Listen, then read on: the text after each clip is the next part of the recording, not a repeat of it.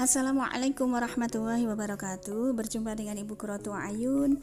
Kita akan bertemu dalam rangka melaporkan pelaksanaan kegiatan finalisasi instrumen kajian dan penyusunan alur tujuan pembelajaran fase C dan F yang diselenggarakan oleh Kementerian Pendidikan, Kebudayaan, Riset dan Teknologi, Badan Standar Kurikulum dan Asesmen Pendidikan. Kegiatan ini berlangsung di Syariah Hotel Solo, Jalan Adi Sucipto nomor 47 Bonilan, Kecamatan Kartosuro, Kabupaten Sukoharjo, Jawa Tengah. Diselenggarakan pada hari Kamis sampai dengan Sabtu, tanggal 3 sampai dengan 5 November 2022. Perlu diketahui bersama bahwa proses berpikir dalam merencanakan pembelajaran dapat digambarkan menjadi 4 tahapan, yaitu yang pertama memahami capaian pembelajaran, yang kedua merumuskan tujuan pembelajaran, yang ketiga menyusun ATP alur tujuan pembelajaran, dan yang keempat merancang pembelajaran. Capaian pembelajaran sesuai dengan Permen nomor 33 tahun 2021 tidak boleh diubah, dan tugas kita semuanya untuk membreakdown daripada CP menjadi alur tujuan pembelajaran. Untuk mapel IPA, bahwa CP itu terdiri dari 2 elemen, yaitu pemahaman konsep dan keterampilan proses. Dan setelah ATP ini jadi, maka nanti selanjutnya adalah membuat draft tentang modul ajar. Dan diharapkan dalam modul ajar tersebut akan termuat adanya yang pertama keterampilan abad 21, kemudian yang kedua adalah HOTS, kemudian yang ketiga memuat literasi dan numerasi.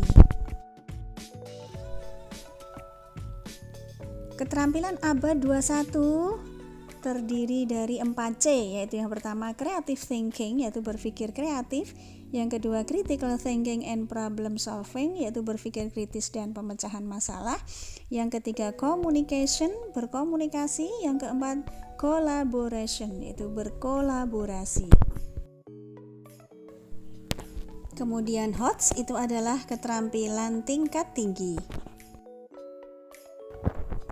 Kemudian pada saat menyusun tujuan pembelajaran, di situ tercakup adanya kompetensi, kemudian sikap, pengetahuan, dan keterampilan. Dan juga pada saat membuat kata kerjanya itu disesuaikan dengan KKO dari taksonomi Bloom, yaitu tercakup di situ adanya knowledge, pengetahuan, comprehension, pemahaman atau persepsi, kemudian application, penerapan, analisis, penguraian dan penjabaran, sintesis, pemaduan, dan evaluation, yaitu penilaian. Pada penyusunan modul ajar, maka di dalamnya terdiri dari yang pertama info umum, yaitu isinya identitas, profil pelajar Pancasila, sarana prasarana, target peserta didik, metode ataupun model pembelajaran. Sedangkan pada komponen inti terdiri dari tujuan pembelajaran, pengetahuan prasyarat, pemahaman bermakna, pertanyaan pemantik, kegiatan pembelajaran, perangkat asesmen yang terdiri dari asesmen formatif, asesmen keterampilan proses, asesmen sikap, dan penilaian karya. Kemudian dilanjut dengan pengayaan dan remedial, dan refleksi guru dan peserta didik. Kemudian pada lampiran terdiri dari LKPD, lembar kerja peserta didik, kemudian materi, sumber referensi, daftar pustaka, dan glosarium.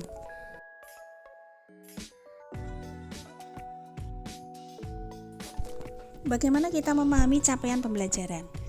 Untuk memandu kegiatan pembelajaran sehari-hari, capaian pembelajaran perlu diuraikan menjadi rencana pembelajaran yang lebih operasional dan konkret. Proses berpikir dalam merencanakan pembelajaran seperti yang saya ungkap di awal, yaitu digambarkan dalam 4 tahapan tadi. Kemudian capaian pembelajaran dikatakan merupakan kompetensi yang harus dicapai oleh peserta didik dalam satu fase. Kemudian capaian pembelajaran ditetapkan oleh pemerintah diuraikan dalam tujuan pembelajaran, dan termaktub dalam kurikulum operasional satuan pendidikan. Capaian pembelajaran disusun dalam fase yang pertama memahami rasional, yang kedua memahami tujuan mata pelajaran, yang ketiga memahami karakteristik, yang keempat mempelajari capaian per fase.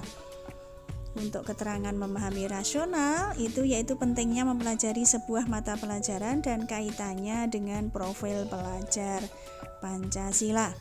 Tentunya dengan pertanyaan pemantik diantaranya mengapa siswa perlu belajar mapel ini. Kemudian apa faktor utama yang ingin dicapai dari mapel ini? Terus bagaimana mapel ini berperan dalam mewujudkan profil pelajar Pancasila?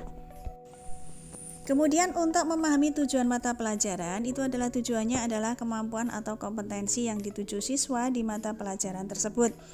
Dengan pertanyaan pemantik, kompetensi apa saja yang perlu dimiliki siswa untuk sampai di CP akhir fase? Kemudian pada CP yang memahami karakteristik itu menjelaskan apa yang dipelajari dalam mata pelajaran tersebut serta elemen-elemen yang membentuk mapel. Untuk pertanyaan pemantiknya berupa apa karakter serta elemen di mapel tersebut. Kemudian untuk CP yang mempelajari capaian per fase itu menunjukkan kompetensi yang harus dicapai dalam satu fase.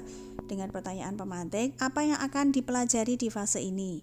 Kemudian kata-kata kunci apa yang penting dalam capaian pembelajaran tersebut. Kemudian dalam merumuskan tujuan pembelajaran dan alur tujuan pembelajaran, TP dirumuskan dengan menganalisis kompetensi dan ruang lingkup materi pada CP. Yaitu yang pertama, mengidentifikasi kata kunci pada CP yang berkaitan dengan kompetensi dan lingkup materi.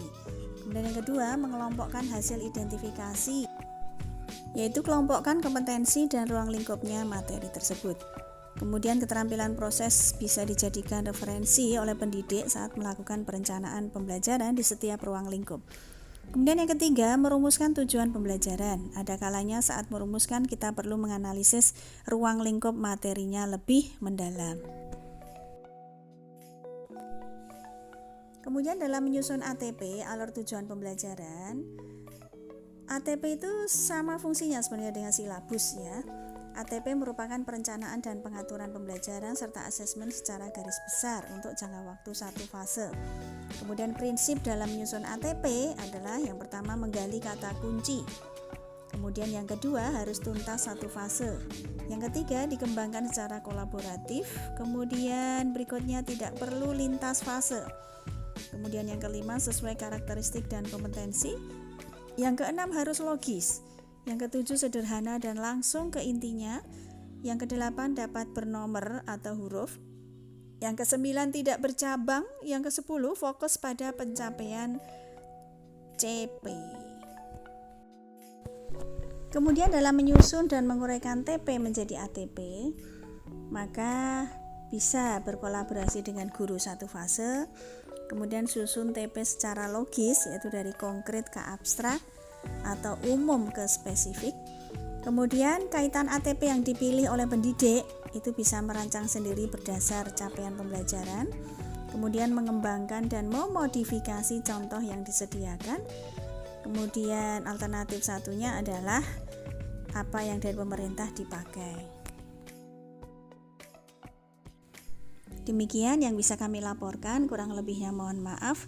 Billahi taufiq wal hidayah. Wassalamualaikum warahmatullahi wabarakatuh.